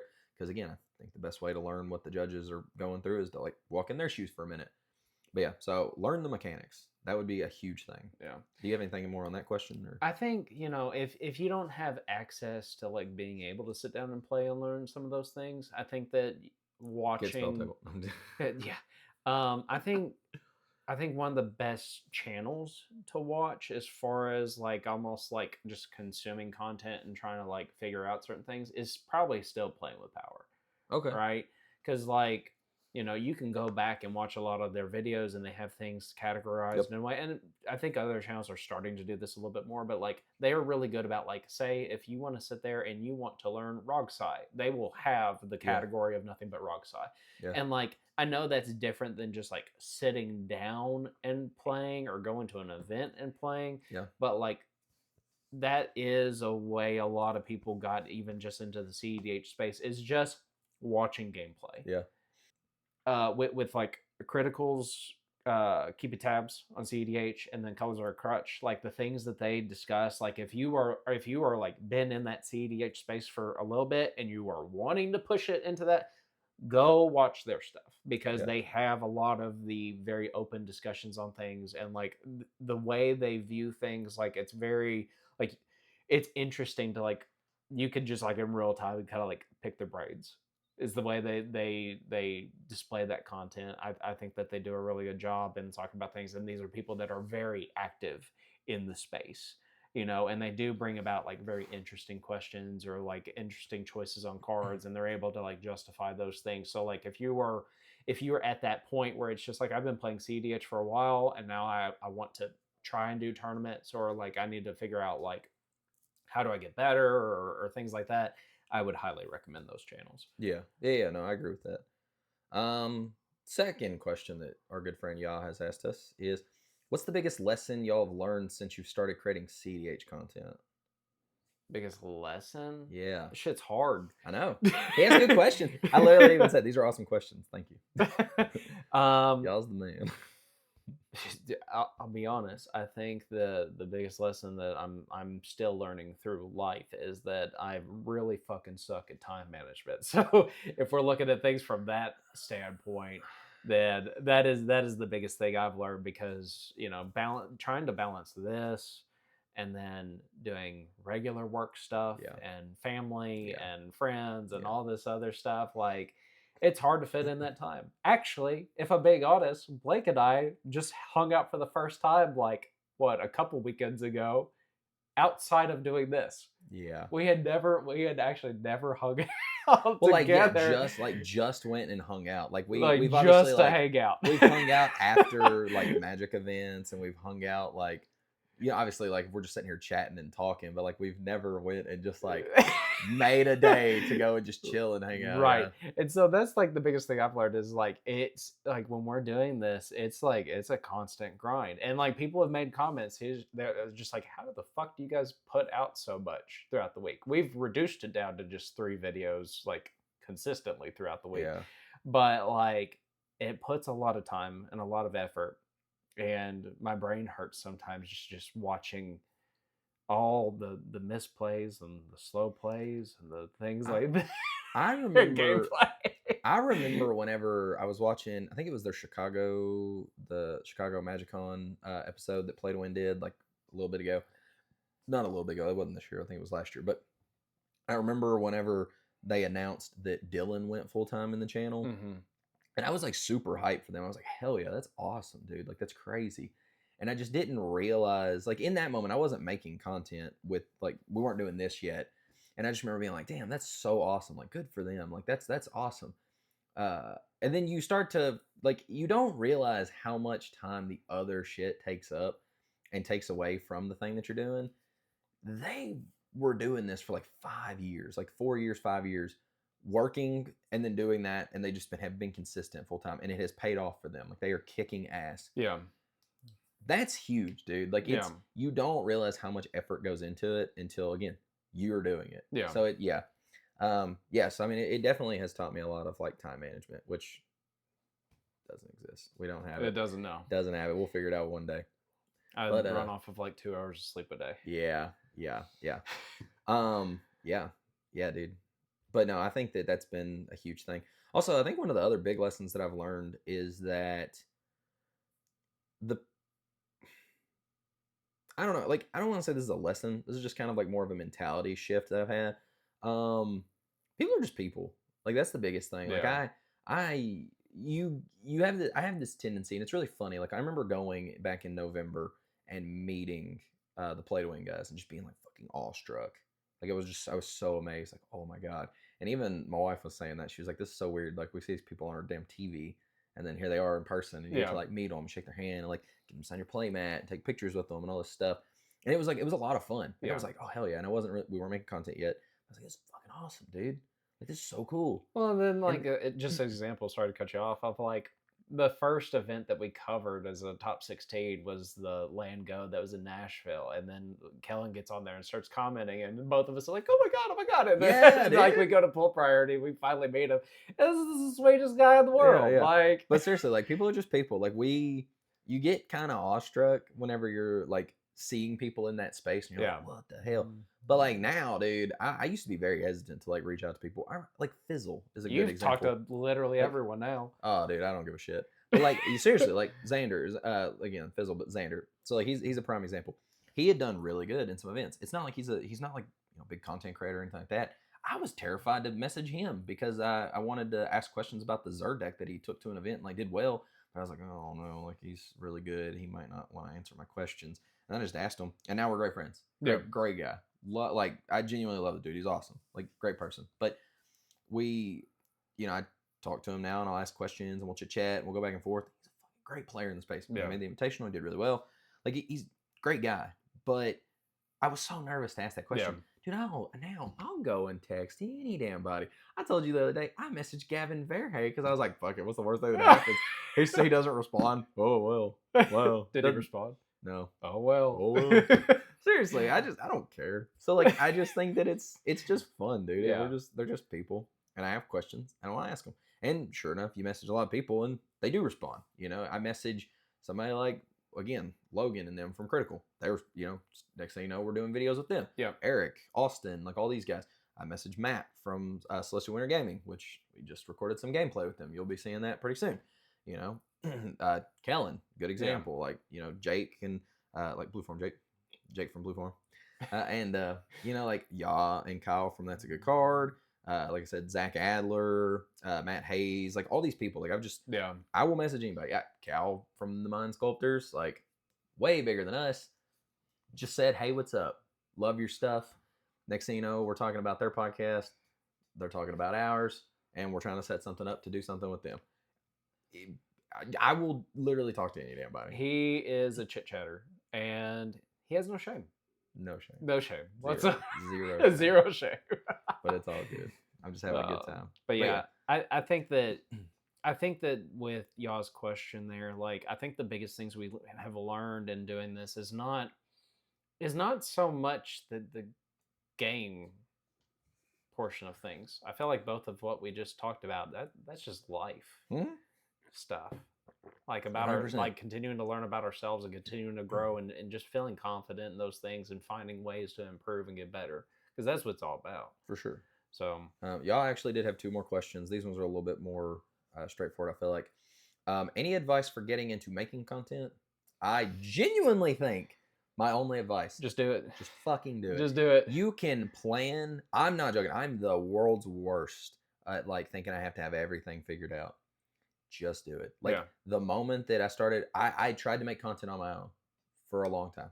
Could not do it. I would not meet deadlines. I wouldn't do stuff. I had to make arbitrary deadlines that didn't exist. And then all it took was Chase coming into the fold. I felt like I had somebody else that was relying on me to hit these deadlines. We set hard caps on like these are the days that we post these episodes, and it gets done magically. Yeah. Just do it. Just do it. I've never done anything like this until now. Yep. And I think that as long as like you put yourself out there and you don't really, I'm not going to say don't care what others think, because there's a lot of backlash and negative comments and things like that. But like we've also seen where people have become like coming out of the woodworks and really enjoying what we're doing and trying to become part of what we're doing, and not just like being like awesome as far as like in the comments and saying like, great vibes or thank you for like the stuff that you put out. Like there's one person in here, Azrael9131, saying definitely a great voice for beginning players, so keep it up, and like feel like we're a wholesome group. I don't know about the wholesome part at times, but just like it does feel like there's people along with us on this journey as we're doing it. And it's not just me and Blake sitting in this room with cats like doing it on our own. It's everyone is a part of it. And so I know that doesn't necessarily answer about like getting into the content creation, but that is something we have found. Like There's going to be negative pushback. There's going to be people that talk shit, and that's okay because they're not going to be the people for you. And maybe sometimes we put out content and we change those people's opinions. And I don't know that I don't know if that's happened or not, but I just hope that people enjoy what we put out. I hope that we continue to enjoy what we put out. And if we're not doing that, then that kind of defeats the purpose in content creation. So be confident in yourself, enjoy what you put out, and just continue to do it. Mm-hmm. And then the last question was, what is your dream pod to sit down and play cEDH with? Dream pod? Yep. I don't know if this is asking about what decks or what people. What people? Yeah, I really don't know. I feel like I would want a group that just like it's just nothing, but like we're taking the game seriously, but we're cracking jokes the whole time. Yeah, I mean, Like I can get I don't know. Like I feel like Tim would be fun to play with. Tim would be really That interesting the way to play with, he interacts with us on here. I think I don't know. I feel like a Tim and Kellen pod would be kind of funny to see, but I feel like their dynamics at times might be a little bit opposite of one another. Kellen's like, yeah, go on ahead, like cool, take game actions, and I think that I think maybe Tim might be a lot more open to the discussion and like politicking and things like that. So I think it'd be funny to see that dynamic there. I don't know. I think from what I've seen from Zach and what he's put out so far, he seems like super chill dude, super pleasurable like guy to be around. So I think he would be fun to play with. I have yet to play with Austin and Eric, and we're going to be doing that soon. So I am looking forward to that. So playing with some of the critical guys. You've talked to Matt Hayes a lot, and the way you talk about Matt Hayes makes me want to play with him. Yeah. Matt's really good, dude. Yeah. So I'm looking forward to that. Hopefully, as far as like a dream pod though, like I don't know, I haven't really thought about that one. Yeah, I hadn't either, honestly. I think my dream pod would just be like I'm gonna paint the scene. You're at the Invitational. It's top 4. You've got Kellen, who finally picked up Zer because he's on Zer, and he's there with Zer. Okay. You've got Tim, who finally figured out that Zer's better than Mornius, and he's on Zer. Oh my god. Xander made the Invitational with Zer, and he's on Zer. And then there I am on Zer. You fucking simp. And then we get our hand raised at the end, Zer primacy, and then we walk home. I don't know if you could do that. What? Raised hands or privacy? Oh no.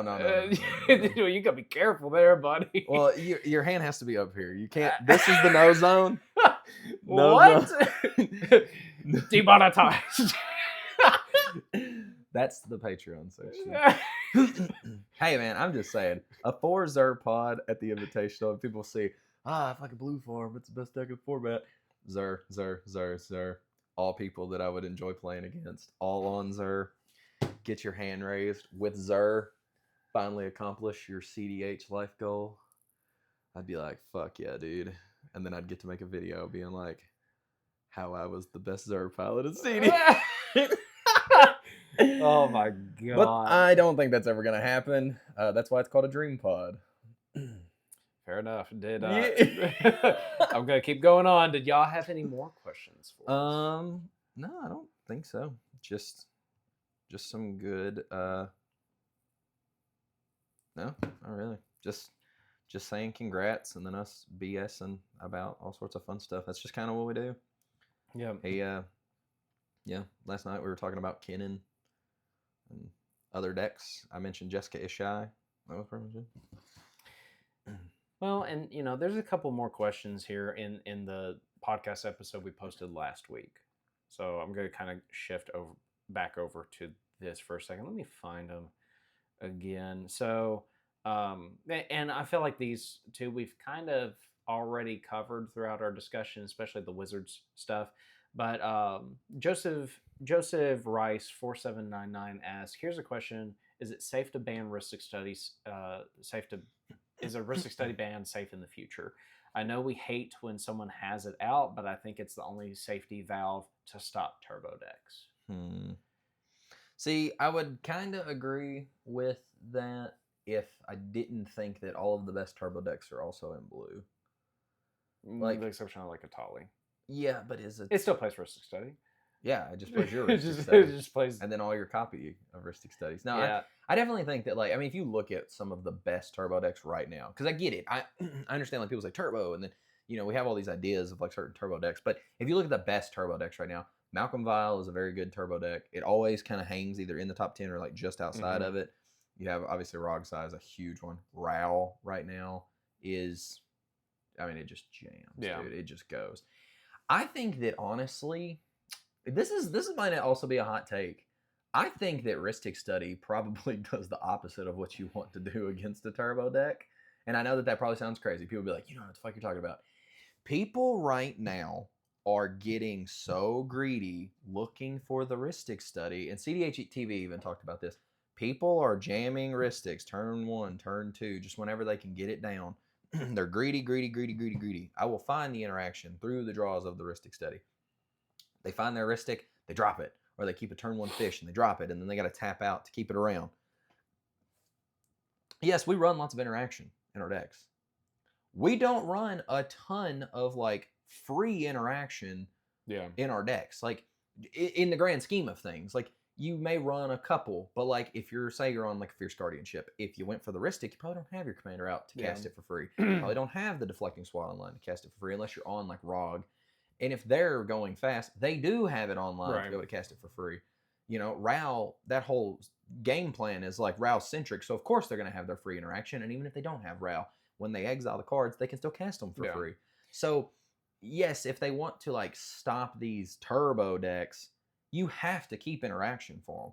I almost think that, yes, Rhystic Study seems like a valve on it. Rhystic Study keeps the turbo decks from comboing off when they have to get into the mid-range. Early on, I think that's when you see the decks win, is when people probably are just keeping up like, here's my Rhystic Study, and you're like, that's great. I don't think you have free interaction. I'm jamming. And then they're like, shit. And then they didn't. And then you still got there even through the Rhystic Study. Like, yeah, no, go ahead. Draw. Well, and that's partially because by the time they already draw into the piece whatever they need, it's already like 2 or 3 plays too late. Yeah. And so they've already beseeched for the D grid, and then now you see your Mind Break Trap and you're like, ooh. Yeah.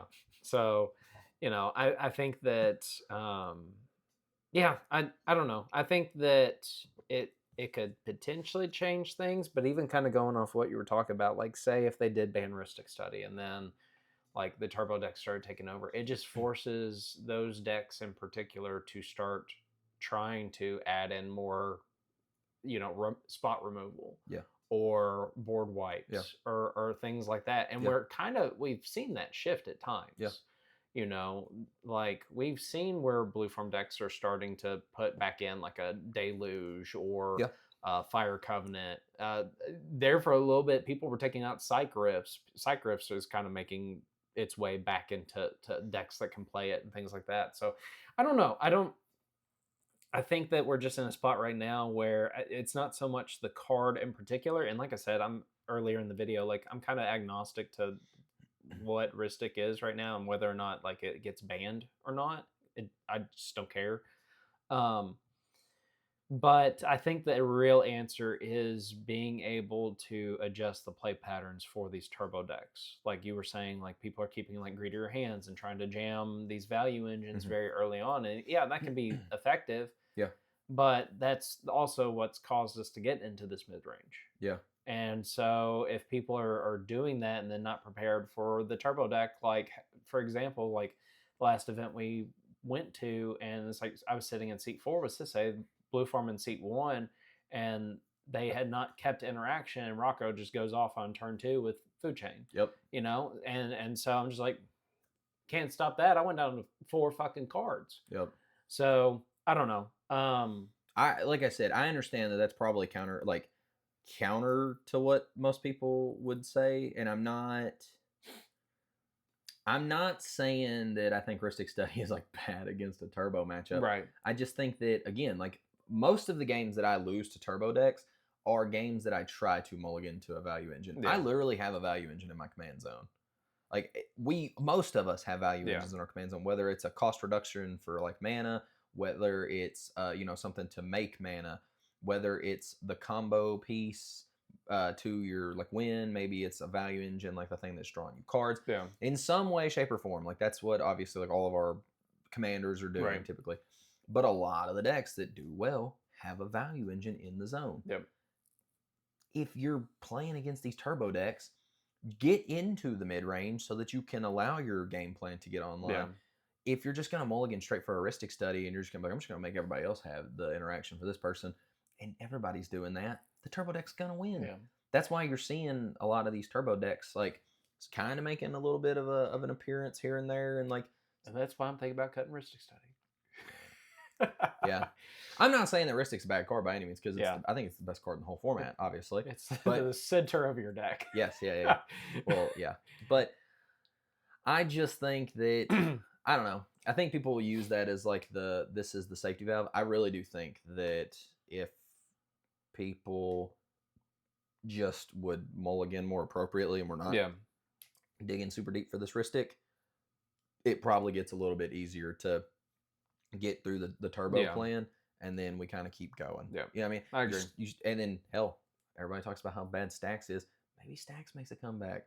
I don't think it necessarily does, but it could. Yeah. Stacks could absolutely, like, if all of a sudden we're seeing people combo off right like turn 1, turn 2, or like turn 2, turn 1 deafening silence seems pretty good at that point. Hey, here you go.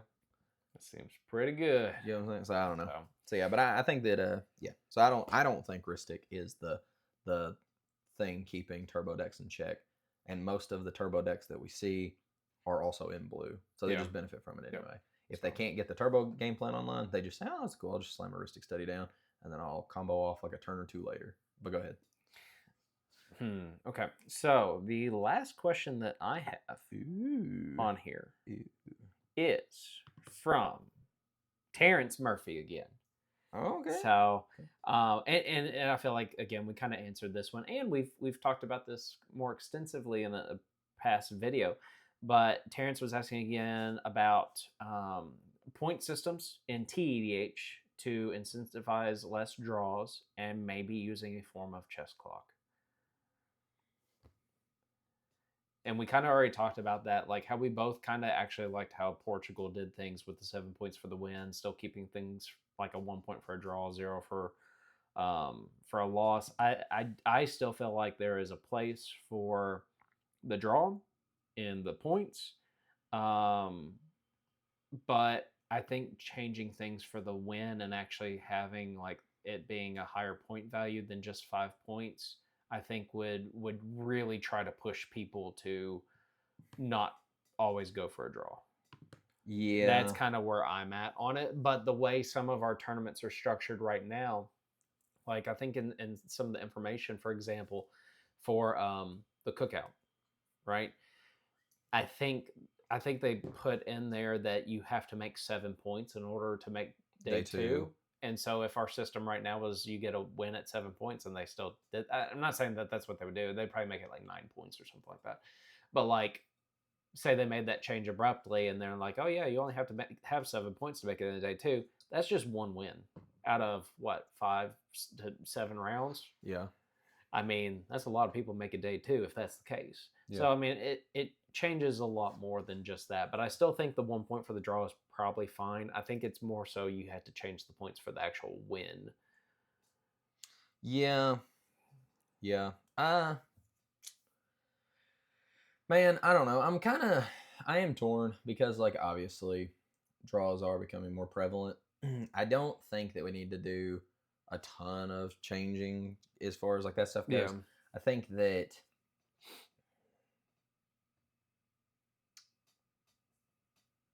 I'm trying to think of how to say this.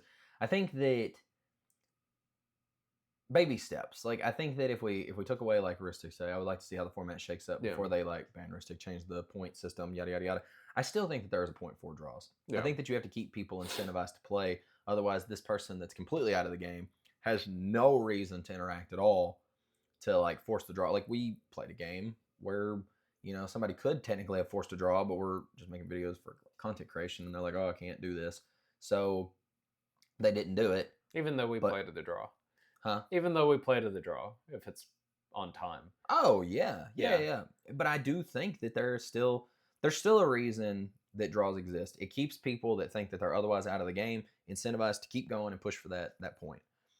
I think that if you cut the Rhystic Study out of the deck, or out of decks, then you're probably going to see less draws, because what we noticed, again, like I just from looking at the statistics from Top Deck Invitational last year, or like this year versus like 2024, the seed order problem was like a lot less like relevant back then. Like it was very equal. Actually, seat 2 actually had the highest percentage. Not as many draws either. Like the draw percentage was way down. There were still plenty of draws, but like not as many. We created this environment where people were incentivized to push and get there. Still going to be draws even in that situation, because they're like, well, points better than nothing. Yeah. I kind of think that makes sense. Like, if you can stop everybody at the table from winning and you get that draw, I still think you need to be rewarded in some way for it. And I agree with that. But one thing I will say, I do firmly believe this. I think that wins should, and I kind of like the idea, I guess, like changing the points up. I think when you're looking at top cuts, I think a win should matter way more than a draw, which I get it. They go, well, it does. You get more points. But I think that, like, if you look at the event and you say, okay, this person literally had 1 win and 6 draws at like this big event, and you start tallying up the points, and you're like, okay, you have this many points. You look at this person, they got 2 wins and like 5 losses. I still think those 2 wins should matter more than the person who got all of the draws. And people will go, well, they lost a bunch. Maybe they're just that type of person. That, but they got 2 wins. They got 2 wins. Yeah. I still think that it should look, when you're placing top cuts, who won the most, put them in. Yeah. Then after that, points. And then after that, you can go to like opponent win percentage, whatever you want to do. I personally just think that the draws should matter way more. And I mean, if you do the 7-point thing, it kind of immediately fixes that problem. Yeah, I think because that's what fixes it. Yeah, there's 7 rounds. The most points that somebody could get if they literally drew everything would be 7. Right. And like even to that point, like what you said, 1 win and like 6 draws. Okay, if someone gets 2 wins, 14 versus the 13 points. Yep. So it does fix it. Yep. So I mean, I kind of like that, but yeah, I do think that you should be incentivized to obviously like have a way. Like if you can stop the win and you can get something out of it, you should do that. Yep. But I do think that wins should matter the most over anything. Like if somebody's got 2 wins, that should matter way more than the person that's got a ton of draws that still somehow got more points. Yep. But that's just my own opinion. But yeah, other than that, man. Yeah. And then we talked about the chess clock stuff. Yeah. If it's a much more, I'm not gonna say much more. Well, it is a very complicated system. We said we were gonna try to implement it. We never did. Yeah. It would be interesting to still try to do something like that, just see how it goes. I just like to do it to see how much time you waste on the taking your turn. I would run out of my very first turn. You would run out of time. I'd run out of time. He would draw a card and then sit there and think about it for 10 minutes before he lays down a land. Look, okay, I don't play that slow. I play slow. I do play slow. I don't play that slow. I control the edits. Look. Just because you play decks that say jam go, a very wise man once told me, look at the board, take it all in, figure out, like take a second, figure out everything that's there on the board, and then take your turn. And that wise man was Ian Flannery. Was he? So, fuck you. Hey, you know what? I do that. I just do it during other people's turns. Nah, things can change. I draw that card and then it changes everything. Oh my god, it doesn't change fucking shit for me. It does. Not to you because you don't play interaction and you're like, oh, this Rhystic Study, I'll bin it, and then I do play interaction. I just don't ever see it, so I'm gonna say fuck Rhystic Study. I'm just gonna start jamming. I'm all answers, brother. I run 1 win con in the whole deck, and I'm all answers. Yeah, but what happens when I switch to the deck that has answers? I take even more time. he gets a little scared. So, Chase, do you have anything? I don't really have anything else. The only other thing that Terrence mentioned. I meant like in your hand for interaction. Like I look over and I go, Chase, do you have anything? No. Like, well, no. I'll straight up tell you no if I don't have anything. But I think that was our last question. The only other thing that Terrence mentioned is maybe at our 5K giveaway having products and merch and things like that. Because I think in last week's video we talked about at 5K with like maybe we'll host a tournament. Like that'd be cool if we're able to. We have the resources to do it. He didn't ask about products and merch, but that has been an open discussion, I think, for a while on what we're going to do. I think so. I'm gonna end things on that of like, I don't know, what kind of products and merch would you guys like to see? We've talked about a playbat with Tim for a while now. I think even before we really started, and we might see about trying to get that one going. I don't know what the response to that one is going to be. It's going to be really funny, but I'm not going to give away spoilers on what that playmat looks like. If you could just see Blake's face right now, yeah, it's a good one. No, we think we're some funny guys. We think we're funny guys, and I hope that other people think we're funny guys because apparently people like the stuff we're doing. We got to 1,000 subs, and so we do very much appreciate everyone that has come along for the journey. I know we've kind of talked about the 1,000 for a couple weeks now, but this was a pretty big milestone, and I know that 2.5 is like technically the next big one, but I think we'd like to see us get to 5K. Yeah, we're on the race to 5K now. Yeah, I do want I want us to like put out some merch and some stuff eventually. I think that would be really, really cool. I think that I don't know. I'm just really curious to see where everything keeps going. Yeah. Like, I don't think either one of us thought that we would be this far along at this point. Yeah. Like I said, we thought we'd be like a quarter of what we've got. Yeah. So like, it's pretty neat. It's pretty neato. It's pretty neat to see the progress. It's pretty fun. That's a big thing. Yeah. Honestly, man, I think the biggest thing is just do it. Like I said, just gotta do it. Yeah, and so maybe drop it down in the comments. Like maybe if you guys have any other questions, maybe we'll do another one of these at whatever the next milestone is. And from time to time, because we do check in on these things and take people's opinions and for video suggestions and things like that. So drop it down in the comments below. Whatever merch you would want to see, drop that down in the comments below. Whatever you would like to see us do differently. I don't know. We will. Yeah. We can't get that. We don't have a video on that, but the cat just fucked that thing up. But no, we just very much appreciate everyone that's along for this journey, and we're thankful for you guys. And I don't think either one of us really have much else to say because I got to go here in a little bit anyway. Yeah. So, but if you like what we're doing and you want to continue supporting us, like, subscribe, continue to comment, and as always, go play some cEDH.